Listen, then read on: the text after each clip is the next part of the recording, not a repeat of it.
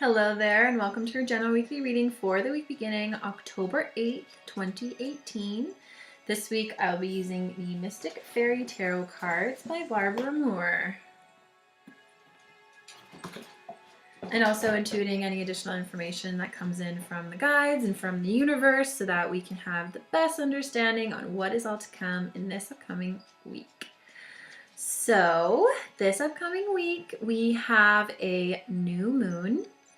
And new moons are always a great time to manifest and to plant seeds and to begin to look at the things that you wish to bring into your life. So I encourage you this week to have a little ceremony for the new moon and maybe do a little bit of magic. Maybe write a list of all the things that you want to bring into your life. Maybe you could light some candles or have a little ceremony. I don't know. Maybe give it a Google and see what pops up and see what resonates with you. But utilize these moons to bring in what you want, because the additional power of the moon will help those things come to you that much faster. For those of you out there looking for a romantic partner, it's a really good time to write a list, a shopping list, you could say, of all of the things that you want in a partner. So maybe this is the week. Maybe this is the week where you just write down every single thing that you want in a romantic partner, and that you just sit back and allow it to come to you.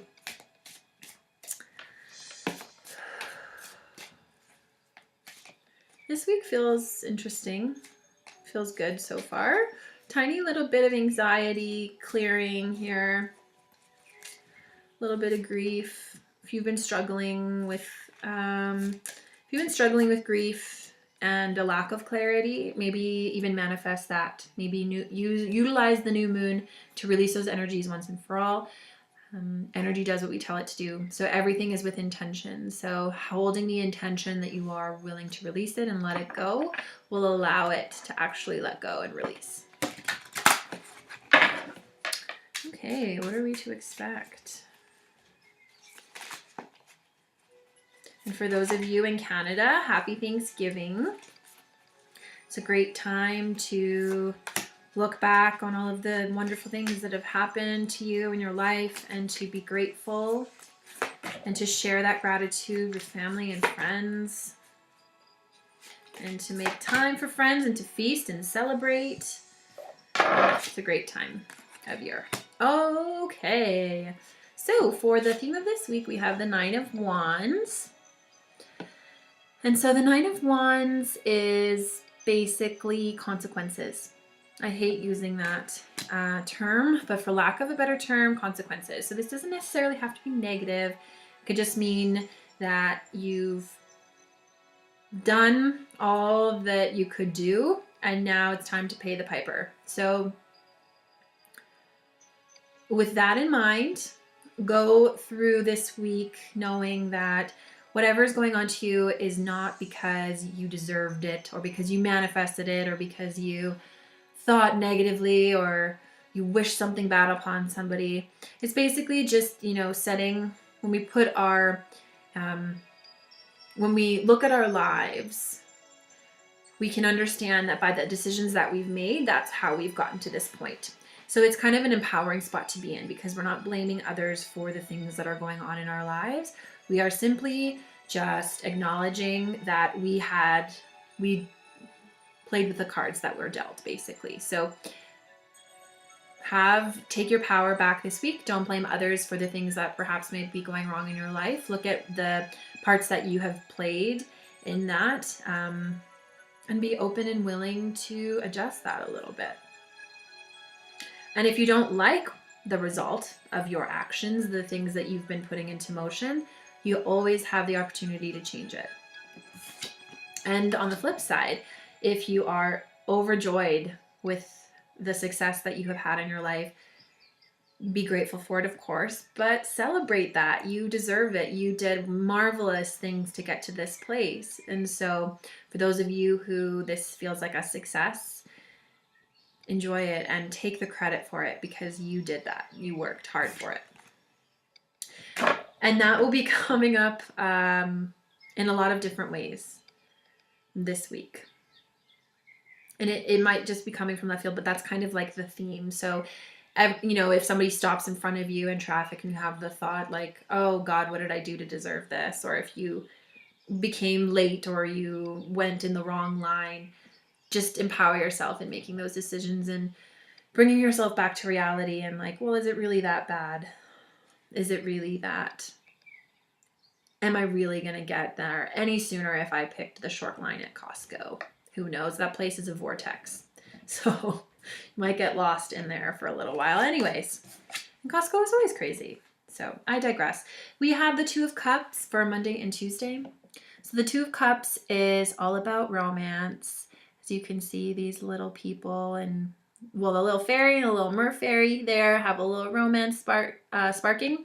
So in the middle of at the beginning of the week, this must progress throughout the week. That's why I said that.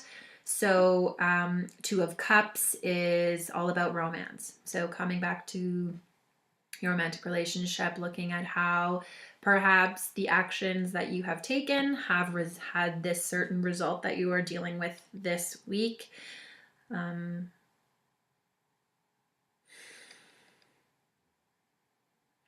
Take accountability.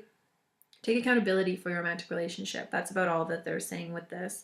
Enjoy your relationship the most that you can. Put the work in where it needs to be and take ownership for the parts that you play in your life, specifically in your romantic relationship at the beginning of the week. That's what will be forefront in your life. And if you're not coupled at this time, just take some time to reflect. You might find yourself naturally reflecting anyways at the beginning of the week about your romance and what you want. We talked about the new moon and how we want to manifest, and some of us are wanting to attract in a new partner.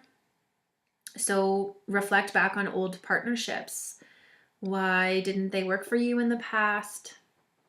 The new moon happens at the beginning of this week, which is where this card is. So maybe romantic, even if you are coupled, maybe you want to manifest some new things in your relationship. So you take your power back and if you feel the need to do that, then that is in your complete right to do so. Okay, so we have the Three of Pentacles in the middle of the week. What I'm kind of getting is that this overarching, and we'll see what happens on the weekend, but so far in the Nine of Wands, we're seeing that we're looking at the results of all of the actions that we have taken so far in our lives. And we're looking at each aspect of the human experience. So the emotional, romantic, beautiful relationship part of life, whether it's romantic or otherwise, we're looking at the relationships. Now we're looking at our job, our money, our security, our physical, third dimensional reality, human life. How have we put these results into motion? What decisions have we made to get ourselves here? Are we happy with it? The Three of Pentacles is all about opening yourself up to receiving help from others. It's about community. It's about collecting the harvest. It's about storing your nuts away for winter. So what decisions have you made in your financial life to get you to this point? Have your finances worked out for you in a positive way, or perhaps they need a little bit more work? What about your job? What decisions have you made to put you in this spot? A lot of us at work, and I mean, we won't get into that, but a lot of us, when we're at work, we like to blame others for the spot that we're in and the position that we're in and the fact that we didn't get that promotion or we didn't get that project. But what decisions take your power back, even if it feels uncomfortable or hard or not like something you want to do, but what decisions have you made that had an impact on that result? And it doesn't necessarily have to be a negative thing. It could just be that you put it out there that you actually wanted to work on something else, or actually in reality you have no desire to grow in this position because you want to be over here. And the same thing for your finances. You might be beating yourself up about having debt, but you made a lot of great decisions by using that debt, or life happened and you had to use the money that you didn't have. And so looking just at, I guess, the problem without the power of your own actions is a very demoralizing position to be in, and it's not helpful, it's not productive. But when you actually look at the facts, you got to give yourself a little bit of credit for all of the wonderful things that you've done and all of the challenges that you've had to overcome in your life, and keep on persevering. So this is about accepting help from others as well in the middle of the week. So if you don't like the spot that you're in, maybe it is time to seek help from others, either in your community or professionals or whatever it may be. Okay, so then on the weekend we have the Star, which is a major arcana. And this is a card of being a channel, a conduit in between heaven and earth. So it is about polarity, it's about yin yang, it's about balance. So this weekend, you have very little power over basically what you're going to experience. It's a lot of universal energy. And when we see the star is a huge amount of energy coming in from the heavens. So just allow yourself to be the conduit between heaven and earth. And you can do this by staying grounded and staying in meditation and staying open to the messages that will be coming in to you at a really rapid pace. This can come in, seeing repeated numbers or thoughts and patterns, or even feelings, or if you just have a really strong sense of knowing something, just paying attention and honoring whatever it is that's coming up for you on the weekend, because that is a lot of energy coming in to serve you and to support you. So when this happens, sometimes we can feel a little bit tired, or we can feel a little bit even anxious if it's not being grounded properly into the earth. So imagine roots growing out of your feet. Breathe into Mother Earth, like breathe in air, or obviously, breathe in light. Imagine yourself breathing in light to help with all of those energies, and then breathe out and just imagine it falling into the earth, whatever it is that you want to release or anything that's making you feel uncomfortable. And also, as it is in heaven, so it is on earth. So as above, so below, act divine. If you would like to walk into a room as a goddess, embody that goddess energy or that God energy throughout your life. Feel love and compassion for every person, and pretend that you are an angelic being on the weekend, because having that vibration coming into you will really help that to feel more natural, and that you stepping out into the world and being that angelic presence for people and being that high vibrational being that you will want to be this weekend will make really excellent waves out into the universe and will help people begin to increase their frequency as well by just being. It's a state of being. We often think that we have to do, we have to preach, we have to teach people, we have to put content out there, but holding the space of that star energy, having the light, and anchoring it into the energy of the earth and being that conduit between heaven and earth is just a state of being. And a lot of the time, just holding that,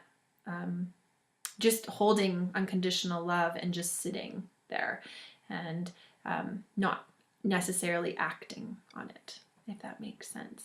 And if it doesn't, then just rewatch that on the weekend when you are bringing in a lot of high vibrational energy, and that might make more sense to you.